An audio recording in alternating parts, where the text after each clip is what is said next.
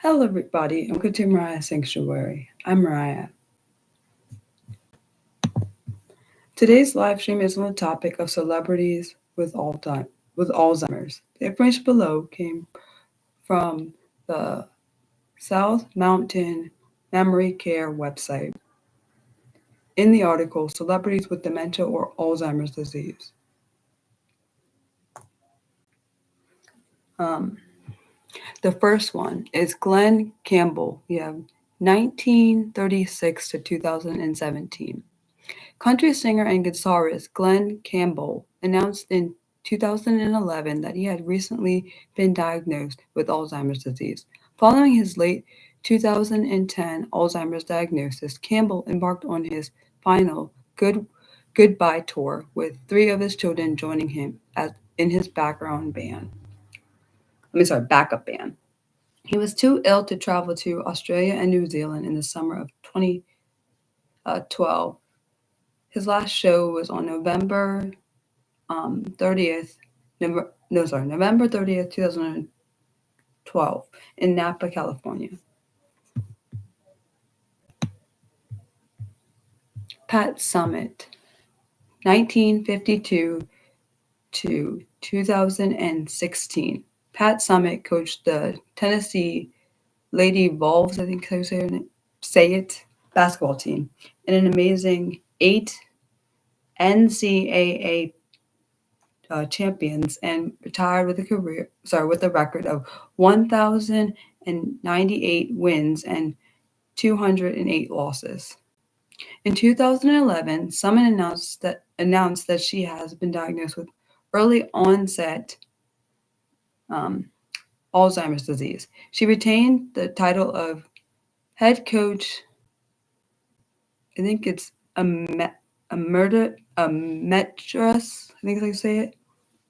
And was involved as an advocate for people with Alzheimer's disease. Number 3, Peter Como, 1912 to 2001. Perry Como.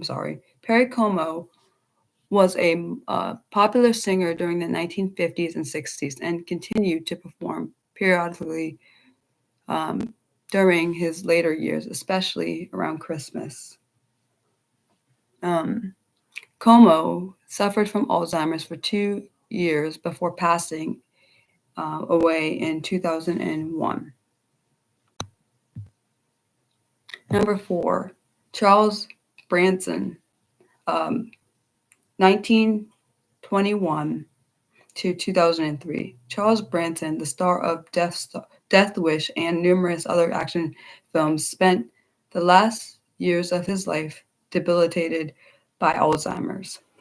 Number 5, Ronald Reagan, 1911 to 2004. 6 years after the end of his presidency, Ronald Reagan announced to the American public that he was one of millions of Americans who will be afflicted. He said that he was one of millions of Americans who will be afflicted with Alzheimer's disease. He said his public. Hold on, where am I at? He said his public disclosure was intended to raise public awareness for the disease. Note, in actuality, he made this announcement 5 years after his presidency, which means the article got it wrong because I through my video on dementia. He was in that, and I listed him in that, and it's 5 years after his presidency. In all the research I've seen, it's 5 years after his presidency that he announced about having Alzheimer's. Number 6, Charleston Heston. I think I say it. Hopefully I said it right. 1923 to 2008. Charleston Heston's most famous role was Moses in Ten Commandments. Like his friend Ronald Reagan, Heston announced publicly that he had Alzheimer's disease. Number 7, Norman Rockwell, 1894 to 1978. Rockwell was one of the most famous American painters and became well known for his illustrations on the cover of Saturday Evening Post of Saturday. Well, I didn't even know that. That's way before my time, so maybe that's why I didn't know. Um, Rockwell succumbed to Alzheimer's after a long and illustrious career. Interestingly, Rockwell's paintings are now sometimes used in dementia therapy because of the memories and nostalgia they elicit. That's really kind of cool, I think, personally. Also, I love art, so for me, I think that's really kind of cool. Number 8, we have Rita Hayworth, 1918 to 1987. Hayward was an American film actress who rose to prominence in the 1940s. Despite um, despite fairly obvious signs of the disease, Rita Hayworth was not correctly diagnosed for several years. After eventually learning the cause of her memory loss, Hayward became the face of Alzheimer's disease during the 1980s. This year, the um, Alzheimer's Association held its 25th annual Rita Hayworth Gala. Number 9, Sugar Ray um, Robinson, 1921 to 1989. Sugar Ray Robinson, recognized as one of the best boxers ever. I have never heard of him till researching this. He died from Alzheimer's at just 67 years of age. Robinson held the, I think they say it, welterweight. I think it's, sorry for anyone who's into boxing and knows what that is. I think it's welterweight and middleweight titled belts. Finished with a final record of 173 wins, 19 losses, and 2 draws. Not specifically known whether head injuries can contribute to Alzheimer's disease. Number 10, Aaron Copland, 1900 to 1990. During the 1970s, one of America's most renowned classical composers, my brain, hold on. Composers, there we go.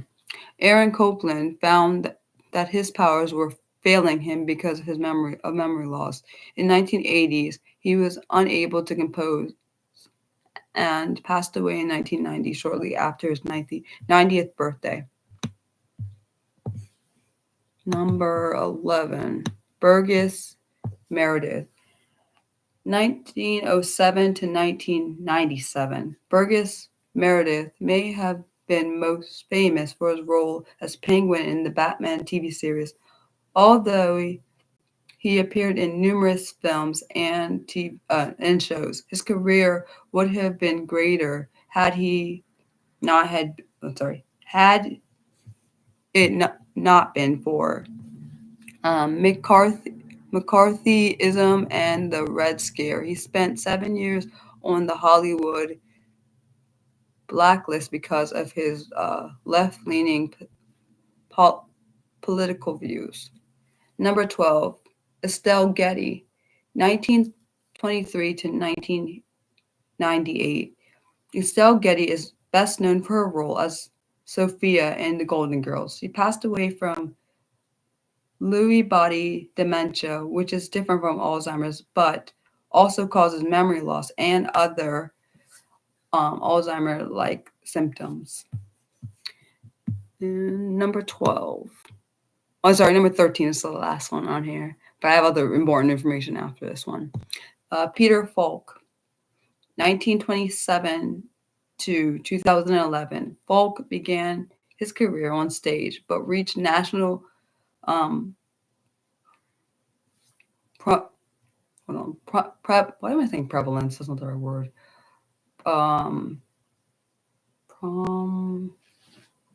My brain lost its word. Great. I hate when it does that.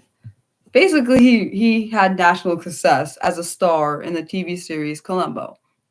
He also played the narrator and grandfather in the popular film Princess Bride. I didn't really watch that, so I can't say. I liked Columbo. My dad used to watch that a good amount, and I liked that show. But towards the end of his life, his physician reported that he could no longer even remember the character Columbo. Okay, now I feel like that is a sad thing because I was watching some like clips of him the other day, and that made me sad that he couldn't remember that. Note: there are probably more celebrities with Alzheimer's out there, but the list mentioned above is based on the information provided in the article that I mentioned above.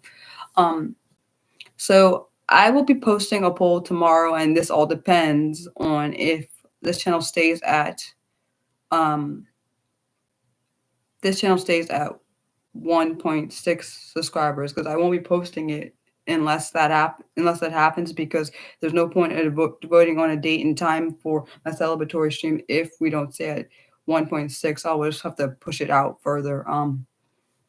The next fun unscripted live stream will be on Monday, August 4th at 4 p.m. Eastern. I always love my Monday celebratory streams because sorry, my Monday unscripted streams because you never know what's going to happen through them. And that's more of the way for people to see my real personality come through than on my scripted ones because I'm more stressed when I'm doing my scripted stuff.